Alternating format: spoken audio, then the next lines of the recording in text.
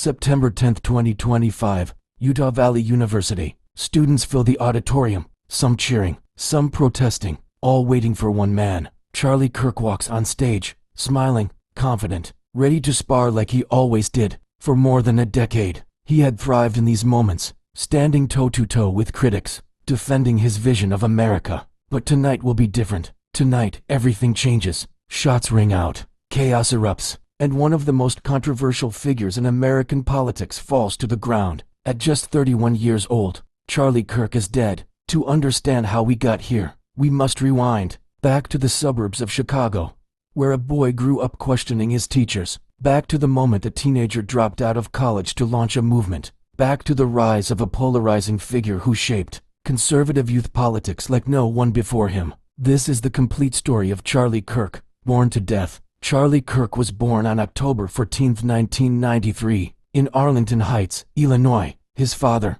Robert, was an architect who helped design major buildings, even contributing to Trump Tower in Chicago. His mother, Kimberly, worked in finance before becoming a counselor. It was a comfortable, middle-class life in the suburbs. He grew up in Prospect Heights, attending Wheeling High School. Friends remembered him as talkative, argumentative, and ambitious. Outside school, Charlie was an Eagle Scout, dedicated and disciplined. Inside the classroom, he was restless. He often complained that teachers leaned liberal, that classrooms were filled with progressive messages he didn't buy into. At just 17, he volunteered for Mark Kirk's Senate campaign, no relation, and got his first taste of real politics. The energy of campaigns lit a fire in him. After graduation, he briefly attended Harper College, a local community college, but college life didn't hold his interest. He dropped out. Instead, he wanted action. He wanted to change things, and soon, he would. In 2012,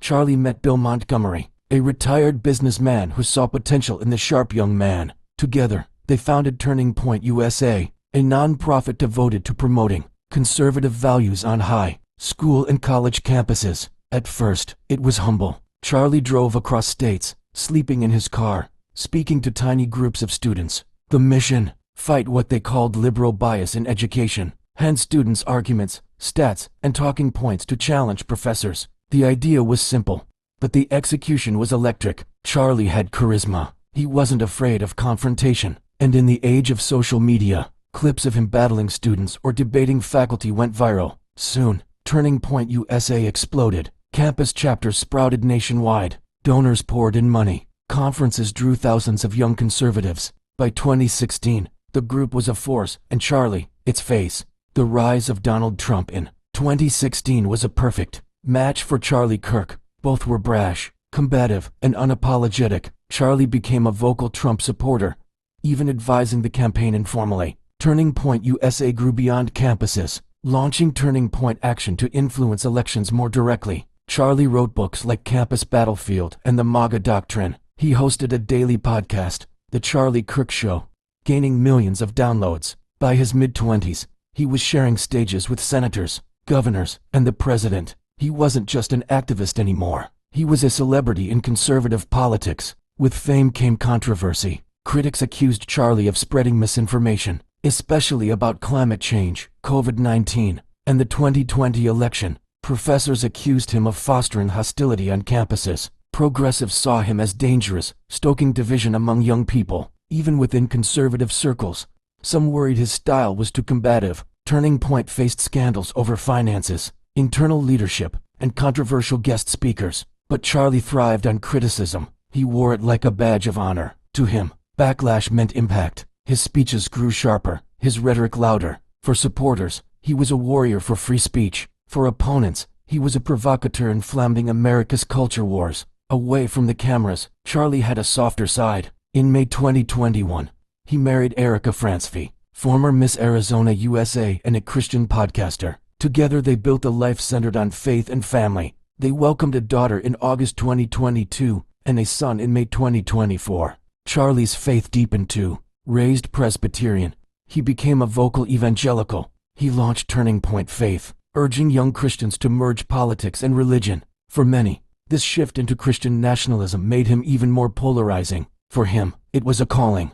America's divisions into sharp focus, and Charlie was in the thick of it. The 2020s brought He spoke loudly against COVID lockdowns and vaccine mandates. He became a key voice in the Stop the Steal movement after Trump's 2020 loss, promoting claims of election fraud. His speeches on race, gender, and immigration drew huge crowds and furious protests. Every event seemed like a battleground. He was adored and despised in equal measure.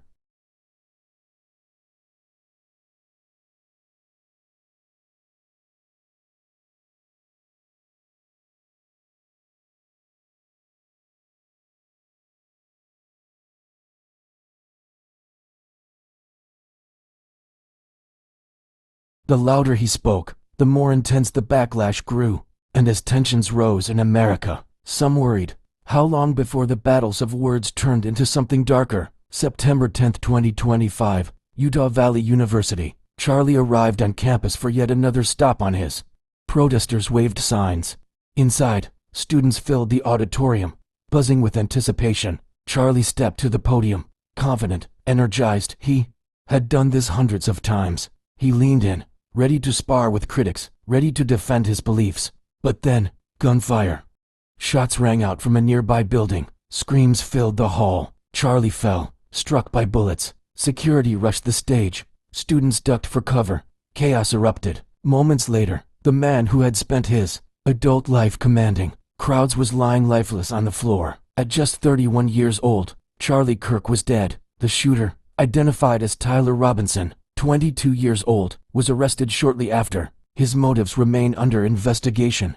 News of Charlie's death sent shockwaves through America. Vigils were held. Social media flooded with tributes. Conservative leaders vowed to carry on his mission. Critics, however, reflected on the divisive role he played. Supporters mourned him as a martyr, a hero silenced for speaking truth. Some argued his rhetoric had fueled the very polarization that consumed him. Others saw his death as a tragic symbol of America's dangerous political climate. His family grieved privately. His wife Erica, left with 2 young children, posted a heartbreaking tribute. Turning Point USA pledged to continue his work, saying Charlie's fight for freedom will never die. But questions lingered. What was his true legacy? Was he a visionary who gave a voice to conservative youth, or a provocateur who deepened divides? Was he a builder of movements, or a warning about where rhetoric can lead? From a suburban boy in Illinois to the founder of a nationwide movement, from sleeping in his car to standing beside presidents, from building an empire to becoming a lightning rod in America's culture wars, and finally, to a shocking death that stunned the nation, Charlie Kirk's life was short, fiery, and unforgettable. Love him or loathe him, his story is a mirror of modern America, a nation divided, where words can inspire, enrage, and, sometimes, destroy. This was the life of Charlie Kirk, born to death,